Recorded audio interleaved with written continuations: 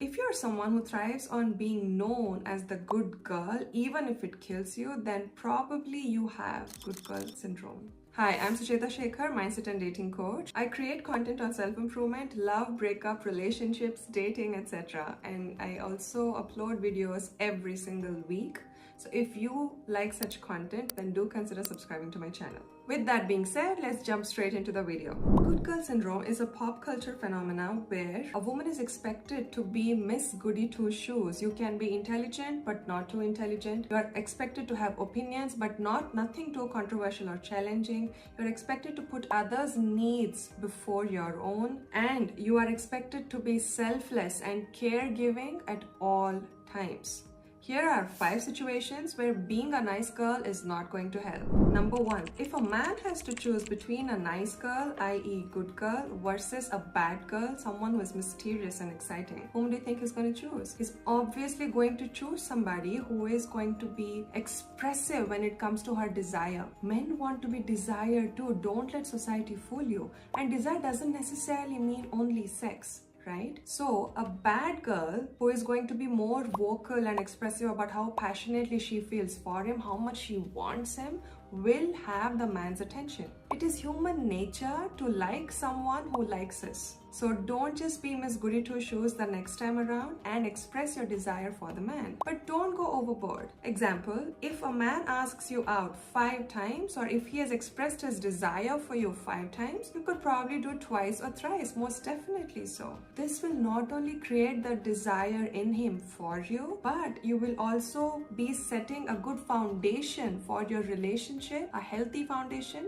going forward. Number 2, when you choose to be a good girl, chances of you actually caring about your image and position in society is really high.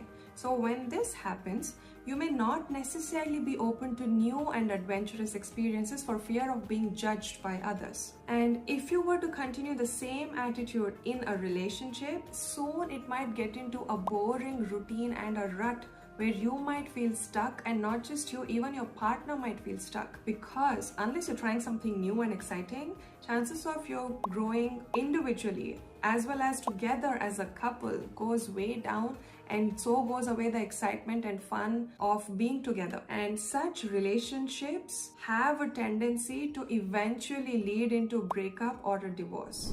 When you want your USP to be a good girl, then chances are you also have a tendency to be a people pleaser. There is nothing wrong with being agreeable and pleasant when it comes to having conversations in a social setting. But the problem arises when you will not even voice your opinion for fear of being rejected or disliked by your community. This dates back to our evolutionary pattern of behavior where we had a tendency to be agreeable with our herd, our tribe. Why? Because if the herd or your tribe did not agree with you, did not like what you were doing, they would cast you out.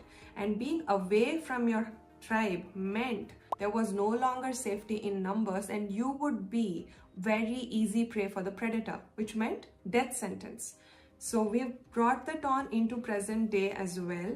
Hence, you would want to be known as a good girl too. If you opt for being a good girl all the time, then chances are you have given in to your conditioning since childhood, where girls, daughters are raised to put others' needs before her own. Why? Because we women naturally have a caregiving role in our community. If a girl ever puts her needs before anybody else's, then she is labeled selfish. However, this attitude is not sustainable in the long run. Why? Because you are of much better service when you are physically fit and mentally happier. And this is possible only when you put your needs first and your nourishment first. Number 5. Goodness is the only investment that never fails. This saying is true 100% sure. However, you don't want to be good to every Tom, Dick and Harry to the point that they think your goodness is your weakness, meaning they don't want to take you for granted. You don't want to put yourself in such a situation where you've never stood up for yourself, or you've even never disagreed with them, or you've never set boundaries with them, or whenever they've disrespected you, you've barely said a word. Remember, disrespect always starts small.